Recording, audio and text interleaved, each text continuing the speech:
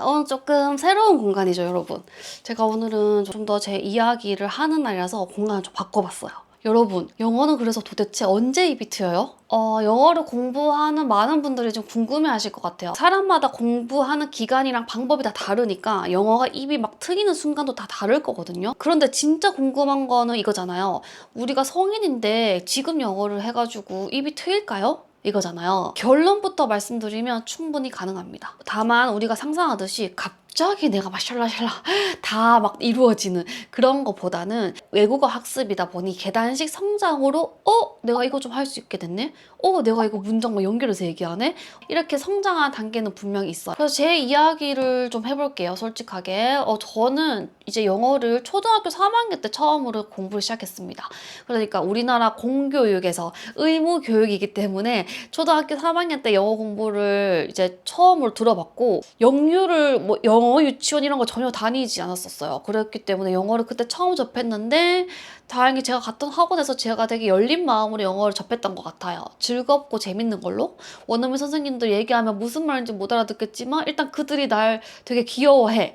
그런 약간 긍정적인 그 정서감을 시작을 했고, 중고등학교 때는 내신이랑 수능을 위해서 엄청 공부를 했고요. 대학교 때는 토익 공부를 여름방학 때 처음으로 도전을 했고, 그 다음에 대학교 2학년 때는 제가 미국을 가고 싶었기 때문에 미국 교환학생을 가려면 토플 점수가 있었어야 됐기 때문에 토플을 공부를 했고, 갔다 와서 보니까 이제 취업을 해야 되니까 그때는 또 토익 스피킹 이런 게 필요하대요. 토익 스피킹을 또 공부를 했죠. 그러니까 저는 시험 영어를 위한 영어 공부를 굉장히 오랫동안 한 사람이에요. 그래서 어떻게 보면 한국에서 거의 10년 동안 한국식 영어 공부를 한 스타일인 거죠. 교환학생을 갔었을 때는. 자, 이때부터가 사실 찐이죠. 미국 도착하자마자 제가 영어를 잘했을까요? 기본 실력은 있었기 때문에 회화가 어느 정도는 했겠지만, 사실 그렇다고 해서 제가 지금 생각해보면 회화를 잘하는 수준이었다? 그건 아니었어요. 진짜 아니었어요. 왜냐하면 누군가 말을 저한테 걸면 머릿속이 일단 하얘질 때도 있었고, 분명히 아는 단어인데도 안 나올 때도 많았어요. 그래서 집에 와가지고 맞다, 그렇게 말할걸.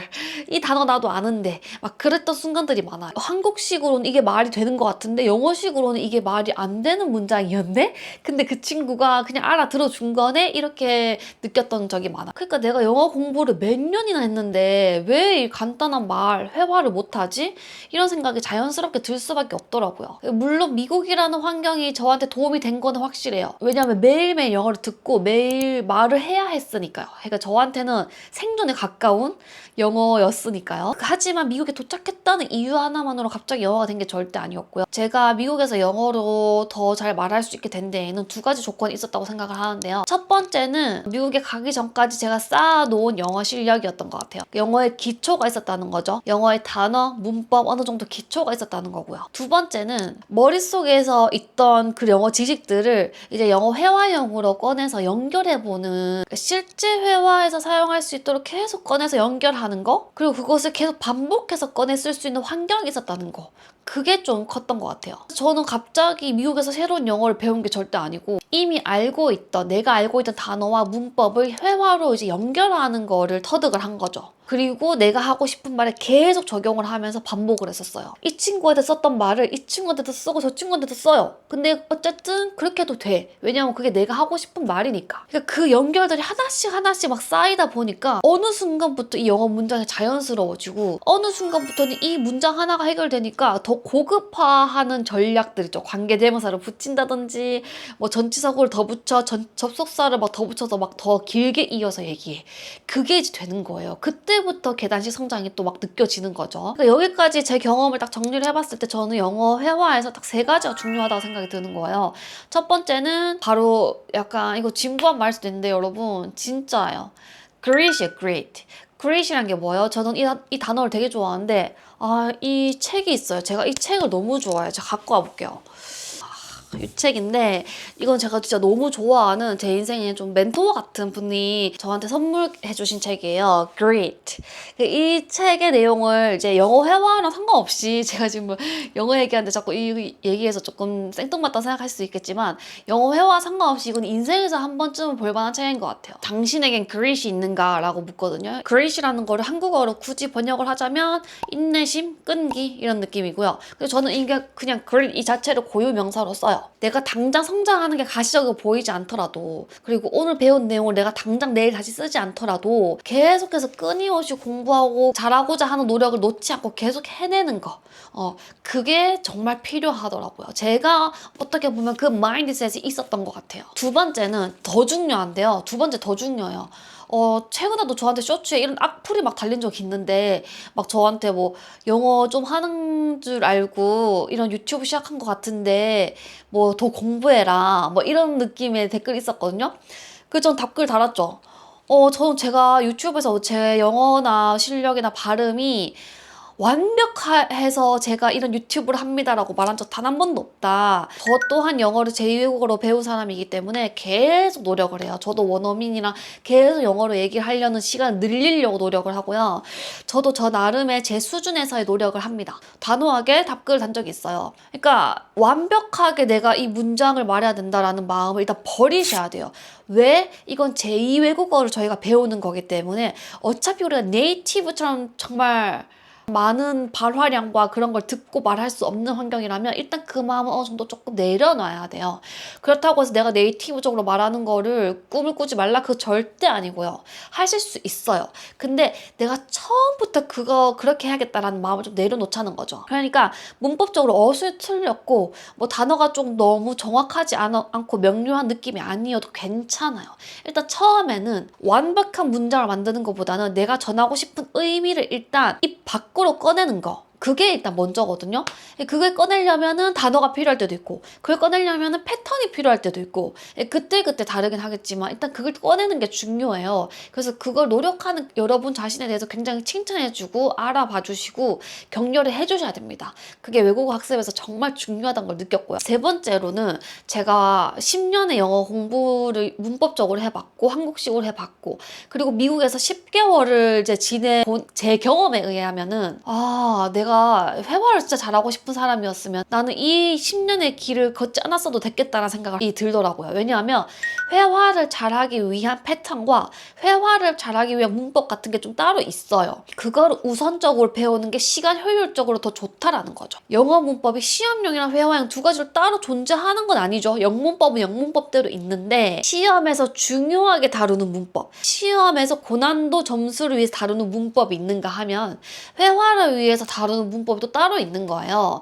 회화용 문법을 내가 익히고 회화용 패턴을 내가 익히는 거, 그게 진짜 효율적인 방법이구나를 제가 느꼈어요. 예를 들어서 I have trouble, 내가 무엇 하는 게 좀 어려움을 겪고 있어요 라는 패턴인데, 저는 준비하는 거 없이 말하는데 어려움을 겪었어요. I have trouble speaking without preparation. 그런데 이거를 시험용으로 다가가서 봤을 때는 분명히 시험으로 문제를 뭘 낼 거냐면 I have trouble ing인지 I have trouble to 부정사인지 to speak인지 speaking인지 이거를 물을 거란 말이죠. 근데 우리가 이걸 회화적으로 그냥 바로 패턴으로 받아들이면 그냥 I have trouble ing로 외우게 돼요. 그렇게 쓰게 돼요. 그 덩어리를 자체를 익히는 게 사실 회화에선 더 효율적이고 효과가 좋다라는 말씀을 드리는 거예요. 그리고 이 덩어리를 내가 하고 싶은 말, 나의 상황에 맞게 계속 바꿔서 연습해보고 확장시키는 게 진짜 중요하다는 걸 느꼈거든요.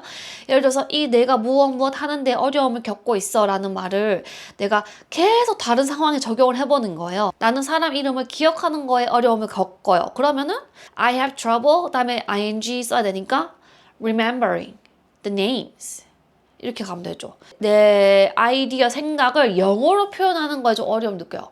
I have trouble, 다음에 생각하는 거예요. 표현하다?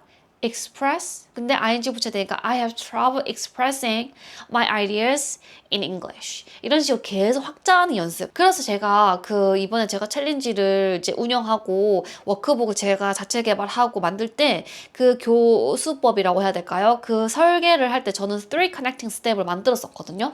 하나 구조를 배우고 그다음에 내 걸로 확장해 볼 수 있게끔, 결국엔 내 표현이 되게끔 저는 만드는 거에 중점을 뒀었어요. 그러니까 저희가 결론은 해외 나가지 않고 한국에 살면서 영어 회화를 잘하는 법이 뭐가 있을까? 미국에서 할 수 있는 만큼을 그대로 재현할 수는 없겠죠, 저희가. 하지만 영어를 우리가 매일매일 꺼내 쓰는 그 작은 환경을 저희가 만들 수 있어요. 충분히 만들 수 있어요. 저는 이제 챌린지를 할 때도 매일 그 핵심 패턴을 배우고 내가 내 문장을 만들어 보고 그 다음에 그걸 매일매일 녹음하는 인증을 해요. 그리고 혼자 하면 그걸 자꾸 미루게 되고 귀찮으니까 안 하게 되거든요. 근데 이게 같이 한 사람들이 있고 나도 막 피곤한데 막 녹음이 띵 올라와요.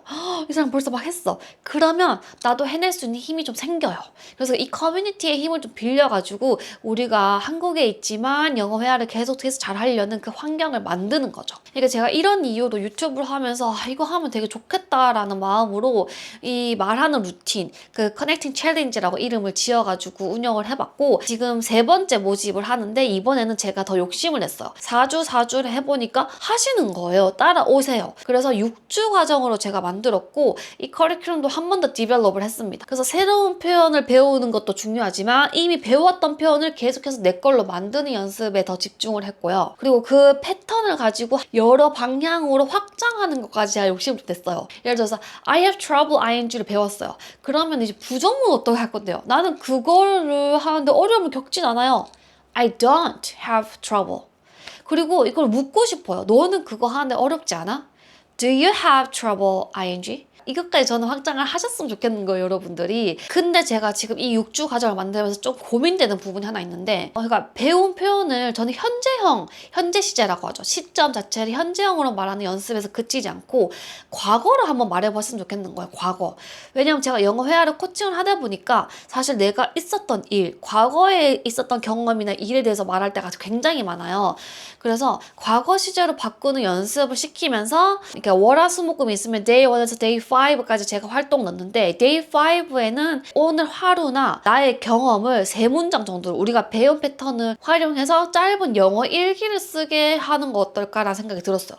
그래서 그 짧은 영어 일기를 쓰고 그걸 녹음해보는 거예요. 그걸 또 내가 이야기를 해보는 거죠. 실제로도 저는 영어를 일기를 쓸 때 조금 부끄럽기는 하지만 저는 한국어로도 쓰고 옆에다가 또 이제 영어로도 써요.